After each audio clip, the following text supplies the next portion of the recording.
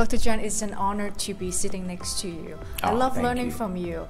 And in the last Elevate in March, you pushed the early career clinicians, including me, to look beyond DSM-5 and the depression rating scales and expanded on examining the cohort impairment, cognitive impairments in depression.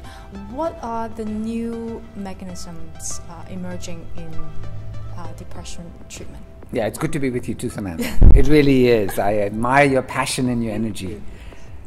The world of antidepressants is about to take a major and I think revolutionary step forward. It seems like with the serotonin-based compounds or monoamine-based compounds, we may have hit the glass ceiling. We may not have very much further to go. So glutamate-based drugs are coming rapidly. And when I say rapidly, I mean rapidly. Within a year to year and a half, I expect 1, maybe even 2 drugs to be available for the treatment of depression that are based in glutamate mechanism. And at Elevate, I think you're coming to it next year in Austin. I'm looking forward to telling you more about it. The opioid system is becoming a major player in the world of treatment-resistant depression. Opioids have their own challenges, but opioid receptors are found to be abnormal in depression quite often. So many new ways of looking at opioid mechanisms to help with depression are in play. So I guess what I'm telling you is this is the dawn of a new era, and your generation will carry the torch forward with these new medications. So what did you think of the last conference? Yeah, it was a great conference. We're talking about Elevate, obviously in San Francisco in 2017. It was a wonderful conference. I mean, I was impassioned by your generation's passion. I was amazed how hard you pushed us, the old guard, to tell you what we've learned, what good and what bad has happened in modern day psychiatry. But it was important for me to note that it wasn't just academic information you wanted. You wanted to even know about how to deal with stress, things like how to deal with managed care.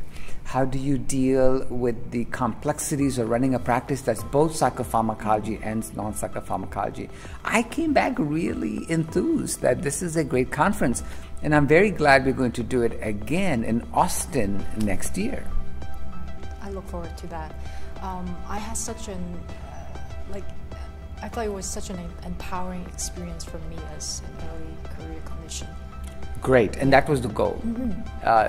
Psychiatry and mental health, this is not easy work. It's not. It may not be this kind of work. It's not a manual work, but it's emotionally draining work. It's also sometimes quite frightening to be this alone, because sometimes when the door closes and you're with the patient, there's not a consultant to immediately reach out to. So we all need places to gather and talk and learn from each other, cognitively but also emotionally. And that's why at next year's Elevate, it's going to be this beautiful combination of learning to take care of ourselves, learning the cognitive aspects of knowledge we need, but also the art and science of being someone who enjoys being in mental health field, hopefully for the next several decades to come. What does it mean to you to deliver world-class education?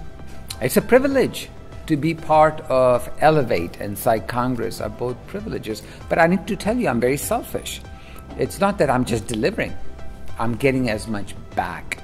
So the questions I get from audience members are questions I've often never even thought of myself. Their needs often push me to becoming a better clinician. And of course, if I'm able to help them learn even more or be even more enthusiastic of the work we do, that's of course a good thing. It means the world to me, Samantha, and it means the world to me that you are part of our Psych Congress and Elevate family. I'm excited. So great. We'll see you at Elevate. Absolutely.